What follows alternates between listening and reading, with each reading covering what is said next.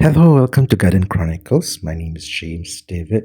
In this particular video, I'm actually doing a little bit more of an update in this particular plant known as Rangoon Creeper plant.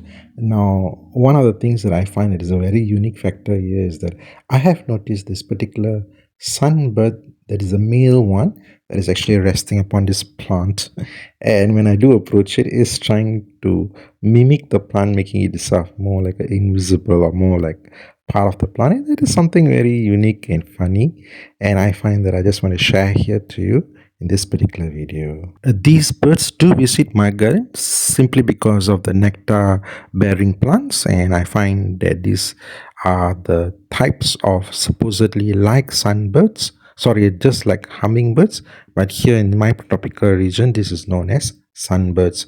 These are nectar drinking birds, and they are quite territorial if I were to notice, and hence they do come in pairs. And this is a portion of what I have managed to capture, because in most cases these birds are very fast and it's very difficult to get them on camera. However, do take note that sunbirds do not drink nectar from these particular flowers simply because they don't really bear much of nectar for them to consume. Anyway, I just want to start my video on Rangoon Creeper plant updates from this particular portion of this unique factor with sunbirds. Now, again, I want to mention to you, do check out all my other videos concerning Rangoon Creeper Vine, because I give a lot of details, information, facts, tips, and how to care for the plant. A lot of it is already been set in those videos. Do check it out for more further details on this video. This is very much more on the updates, and I find that some of the unique factors which I want to add here in this particular video. So just like any other tips and all the tips, I often and overemphasize on the element of pruning this particular plant. I must say the Rangoon Creeper Vine is quite robust, and constant pruning actually help this particular plant to bloom more often. Otherwise, they will concentrate more on the growth on the leaves or on the vine, and what happens here is that you actually discount on the factors of this particular size of flowering bunches. Now, another factor that I notice here is that I want to make mention that I do not fertilize this, simply because if I were to over fertilize, the pruning factor, which I have to do it more on a monthly basis, may increase, and it can be a little bit more tedious, as this can be appearing to be very messy plant. Another factor that I must mention here is that I have added the old man beards, or this particular Spanish moss, if you were to say in common terms, as ornamental features, which I find that it's quite beautiful as a cascading plant just underneath the flowers, and sort of it gives a kind of a very unique factor. So you can actually experiment more on that factor when it comes to growing this particular plant.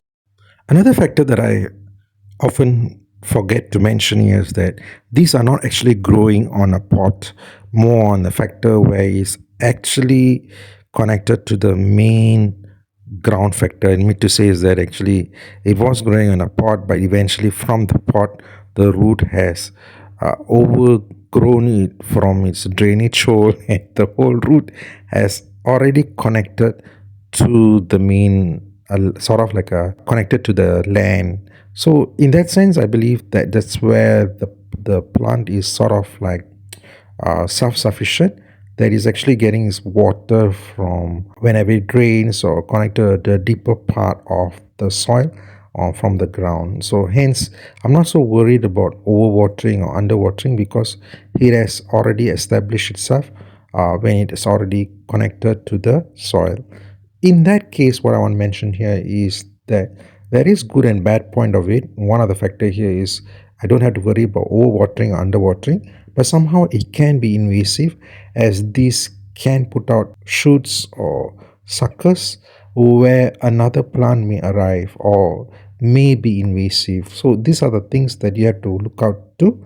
And the factor that if that you are growing it in a pot, you may have to size up the pot to a bigger pot to let it grow to this size.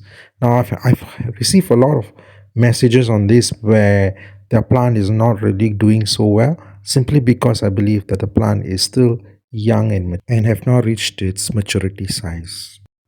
Now, this is the part that I want to make mention here is that Rangoon Creeper Vine do not bear its seed pod in this particular plant in my tropical region. Hence, I don't want to waste the energy of the plant here to sort of like putting a lot of its energy on forming into a seed pod that doesn't appear to be successful. It does have come a place where it appears to be like a small triangular shape kind, more like a star fruit kind of appearance, but I find that the plant somehow suffer and sort of like not really doing well. So this is a portion where after its blooming cycle, I'll normally do a heavy pruning. And this is what has happened is that once it has passed its stage, it will normally put out a new shoots and the whole thing can be very leggy. This is what actually is happening here. This is actually flower buds is actually forming from here.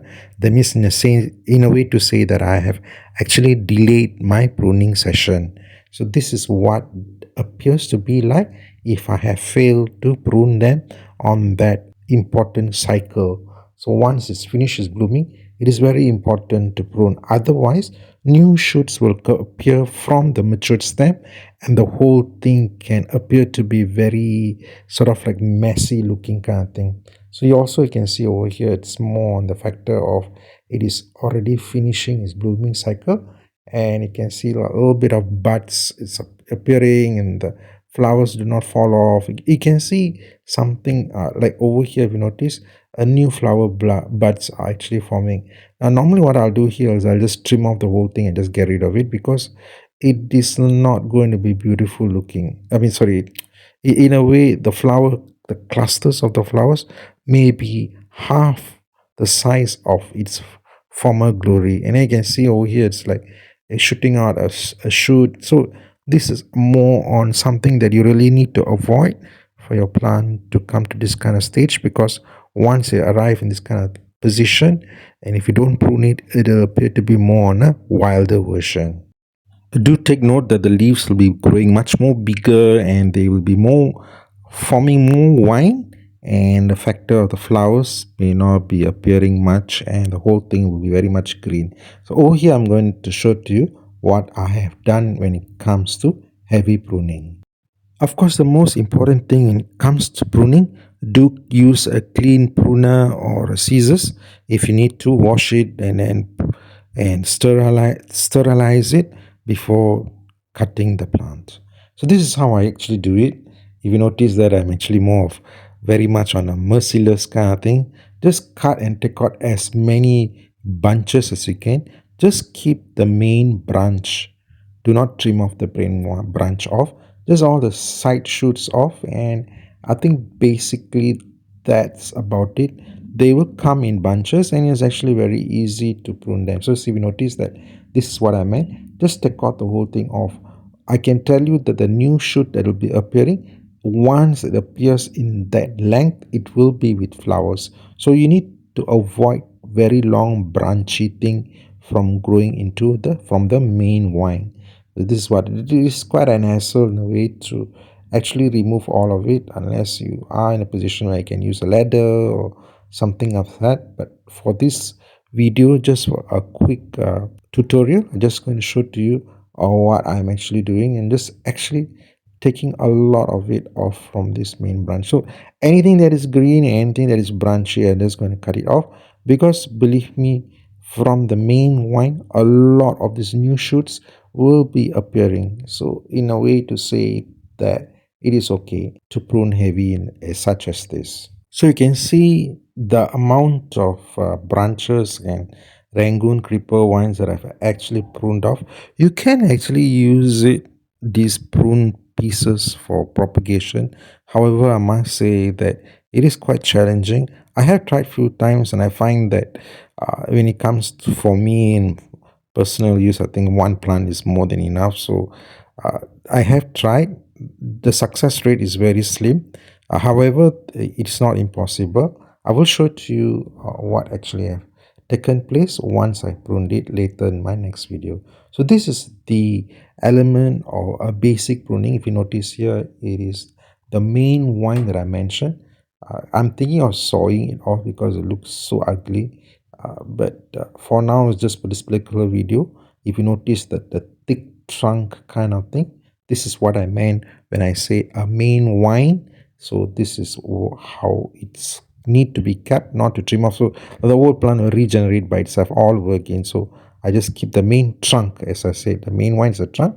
So anything that is growing out or branching out, this is the portion that I actually trim off. So this is actually inside my house or inside my garden porch, and it is actually covering at least 50% of the lighting that comes in into the garden space. So this is what I intend to do, and you can see here the amount of plants that I actually pruned off the plant material.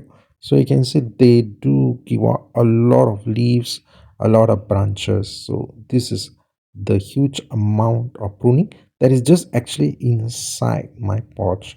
So they do give out a lot of vine and branch kind of stuff. So the pruning factor is important because the more you do it, the more it flowers. So this is something like 2 weeks after I pruned, and you can see that immediately after pruning, the plant has given a lot of its energy on the flowers. So it's quite unique and beautiful for me in the sense that it has reverted to give a lot of its energy on the process of its blooms rather than growth. Now, for the record, if you were to notice, there's another portion of there. It looks like all green and appears to be like a bit, a kind of a cloud factor there.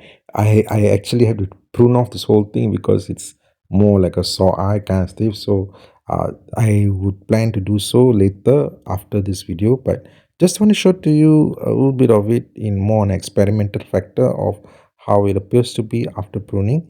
Then I must mention to you that this is how I actually prune. Normally I prune hardy, and if it's, the more I actually trim off everything, the better it is. So one of the things that I want to mention to you is that do not worry about actually cutting or hard pruning all of them, because they do regenerate back very fast. Otherwise, you may actually leave half portion of it and let it regenerate, and then once this a portion that is been left over and it turns green, you can actually also prune that depending on your timing and your style of handling this particular plant. Now, if you're still with me, I would really like if you can actually click like and put in your comments and your thoughts about what you think about this particular plant and your experience based on this gardening and your challenges. And I will really do my best in my experience and my knowledge on this particular plant, and I'll put in my reply on it to help you garden this particular Rangoon Creeper Vine. So thank you so much for visiting, and if you like my videos, do click like and subscribe them, and hear from you soon. Take care and have a nice day. Bye.